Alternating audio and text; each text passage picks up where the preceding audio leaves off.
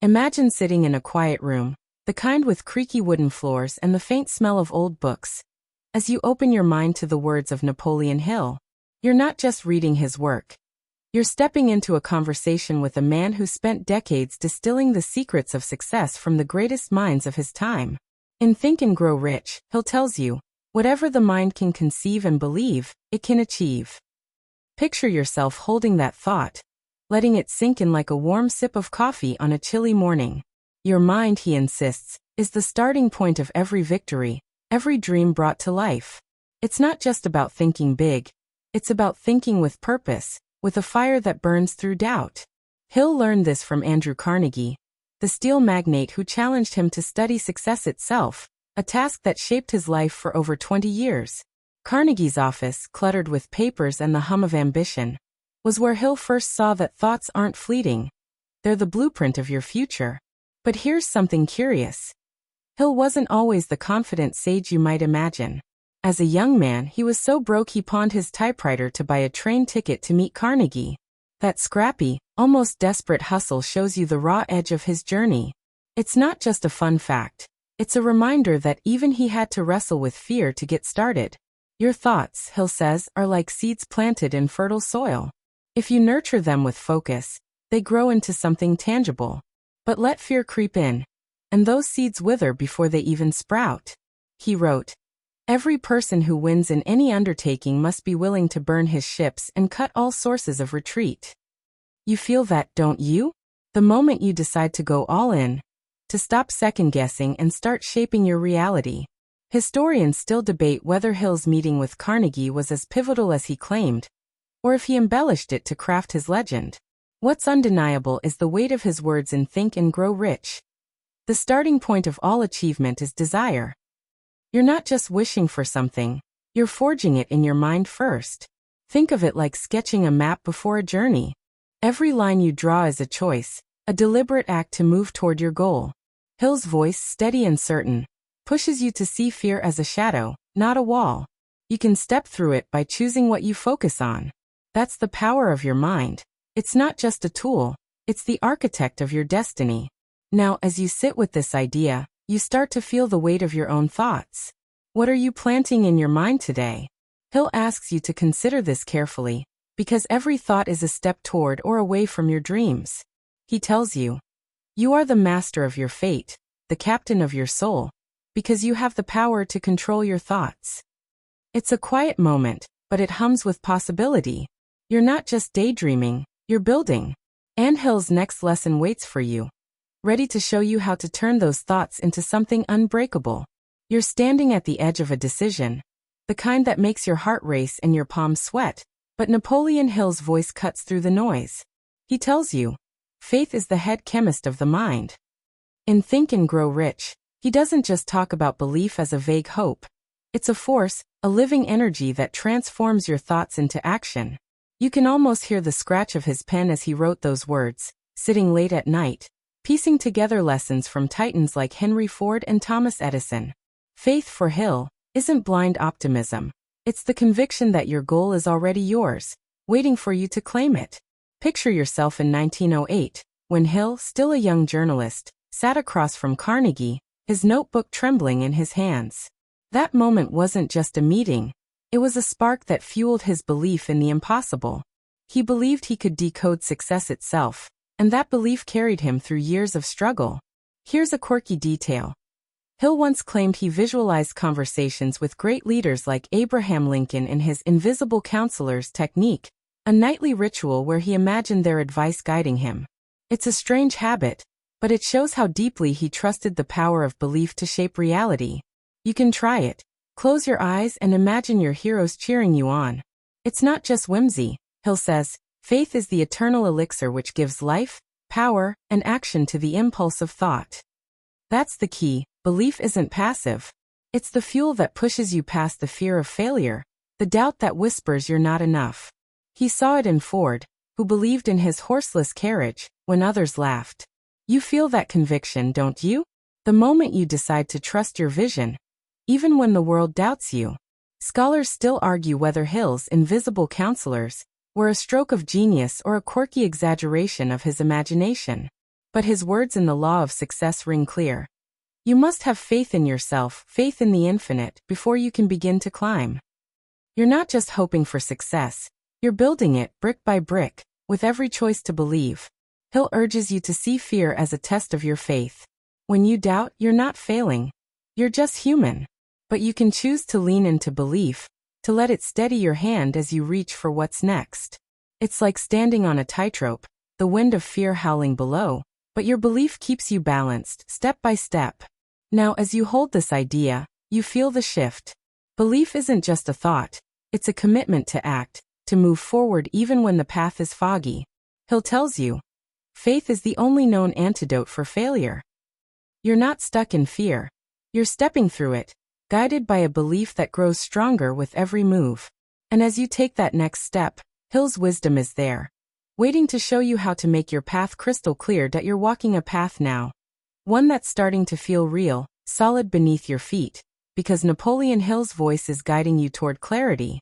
In Think and Grow Rich, he tells you, a definite purpose, backed by a burning desire for its fulfillment, is the starting point of all achievement. Picture yourself pausing, maybe in a bustling cafe with the clink of cups around you, as you scribble a goal on a napkin. That's what Hill wants you to do. Get specific. Not just, I want to be successful, but what success looks like, down to the smallest detail. He learned this from observing men like Charles Schwab, who didn't just dream of wealth but saw steel empires in his mind's eye before they existed. In 1927, when Hill's own dreams crumbled after a business venture failed, he didn't wallow. He redefined his purpose, writing his way back to clarity. That's the power of a clear vision. It cuts through the fog of fear like a lighthouse beam. Here's a peculiar tidbit. Hill was so obsessed with clarity that he carried a small notebook everywhere, jotting down ideas in the middle of conversations or even during meals. It's almost comical, imagining him pausing mid-bite to capture a fleeting thought, but it shows how fiercely he guarded his focus. You can feel that urgency in his words.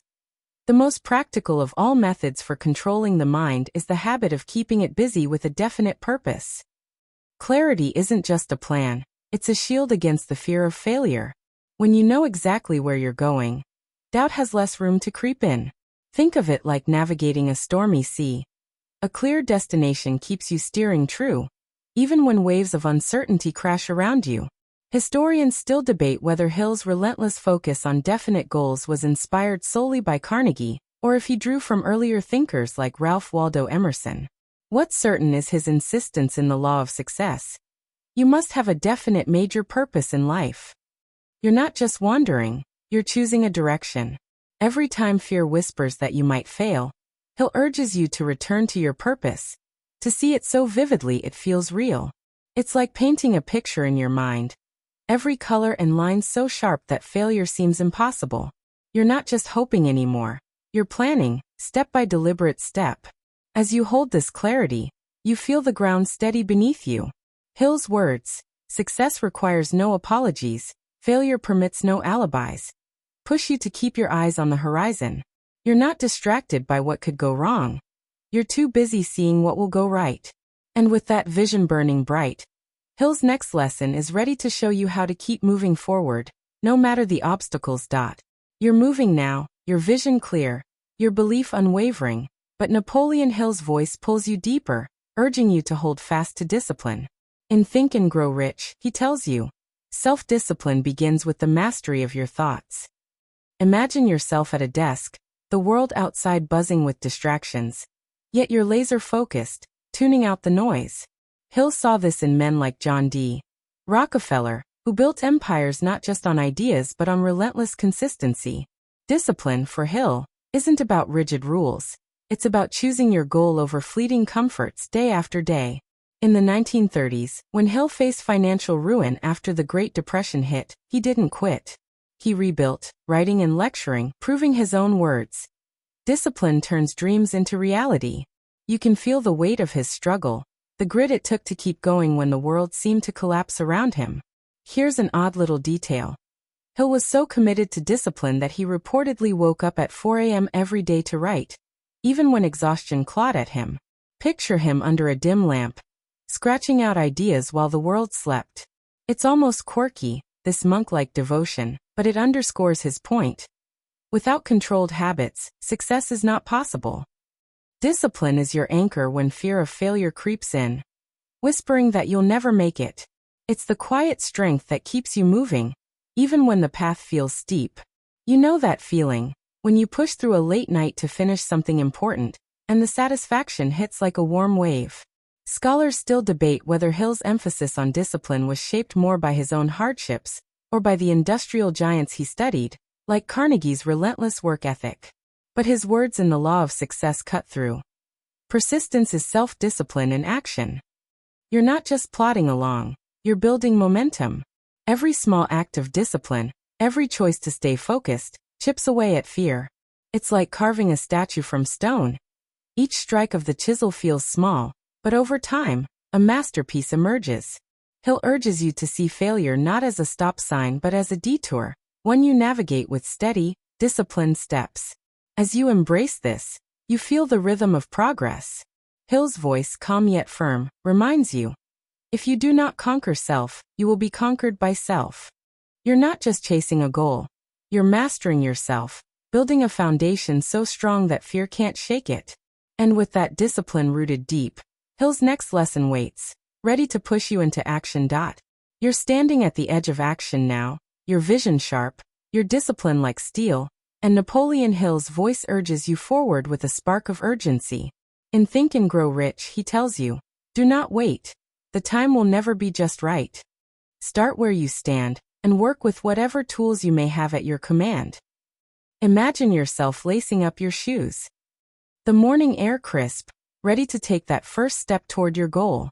Hill saw this in action when he interviewed Thomas Edison, who didn't wait for perfect conditions to invent, just kept tinkering, failing, and trying again. In 1937, when Hill published his magnum opus after years of setbacks, he didn't just dream of success. He acted, pouring his energy into every page. That's the heartbeat of his philosophy. Action turns your thoughts, beliefs, and plans into reality. You feel it, don't you? The moment you stop planning and start doing, fear begins to lose its grip. Here's a curious quirk. Hill was known to pace his office while brainstorming, muttering ideas aloud as if the act of moving his body sparked his mind. It's almost endearing, picturing him striding back and forth, lost in thought, but it shows how he lived his own advice. Action fuels progress. He wrote, "Action is the real measure of intelligence." It's not enough to dream or plan. You have to move, even if it's messy, even if you stumble. Every step you take is a defiance of fear, a declaration that failure won't define you. Think of it like jumping into a cold pool. The shock of action wakes you up, and suddenly you're swimming. Historians still debate whether Hill's relentless push for action was a reflection of his own restless ambition, or a lesson distilled from the entrepreneurs he studied, like Ford's assembly line innovations. But his words in The Law of Success are crystal clear. The world pays you for what you do, not for what you know. You're not just thinking about your goal anymore. You're building it, piece by piece. Every action, no matter how small, is a brick in the foundation of your success. Hill urges you to see fear as a signal to act, not retreat. It's like standing at the base of a mountain, the peak hidden in clouds, but each step forward makes the climb feel possible. As you take this in, you feel the momentum building. Hill's voice, steady yet electrifying, reminds you, opportunity often comes disguised in the form of misfortune or temporary defeat. You're not just moving, you're charging toward your future, each action a step past fear. And with that energy surging, Hill's final lesson waits, ready to lift you to new heights. You've built momentum, your actions carving a path through fear, and now Napoleon Hill's voice rises, warm and powerful, pulling you toward a deeper truth. In Think and Grow Rich, he tells you, every adversity, every failure, every heartache carries with it the seed of an equal or greater benefit. Picture yourself standing at dawn, the sky streaked with gold, feeling the weight of every setback you've faced. Hill's words aren't just comfort. They're a call to find gratitude in the struggle, to adapt and rise stronger. He saw this in men like Andrew Carnegie, who turned economic chaos into opportunity, building empires from the ashes of hardship. In the 1940s, when Hill faced personal and financial lows, he didn't crumble. He leaned into gratitude, thanking life for the lessons that fueled his comeback. That resilience, that ability to bend without breaking, is what he wants you to embrace. You feel it, don't you? The quiet strength that comes from seeing every stumble as a step toward growth. Here's a quirky detail. Hill once admitted to writing thank you notes to his failures, a private ritual where he listed what each taught him. It's an odd habit, almost like talking to the wind, but it reveals his unshakable belief in growth through adversity. He wrote, "Gratitude is a powerful magnet for success. When you're grateful, you're not just surviving, you're thriving, turning fear into fuel. It's like planting a garden after a storm. The soil is richer because of the rain." Hill urges you to adapt, to see every challenge as a chance to learn. The only limitations are those we set up in our own minds, he says, pushing you to bend, shift, and keep moving forward, no matter what life throws at you. Scholars still debate whether Hill's optimism about adversity was a product of his era's rugged individualism, or a timeless truth he uncovered through his studies. But his words in The Law of Success ring true. Success is the ability to get up one more time than you fall. You're not defined by your failures. You're shaped by your response to them. Gratitude and resilience are your armor, letting you face fear with a quiet smile. It's like standing on a cliff, the wind howling, but you're rooted, unbreakable, because you've learned to see every fall as a chance to soar. Hill's voice crescendos now, urging you to embrace this fully. You have within you right now everything you need to deal with whatever the world can throw at you. As you stand here, heart pounding, you feel the truth of it. Every step, every struggle, has built you into something stronger. Hill's final words echo. Your greatest success will often come just one step beyond the point at which defeat had overtaken you. You're not just overcoming fear. You're transcending it, rising with a fire that no failure can extinguish.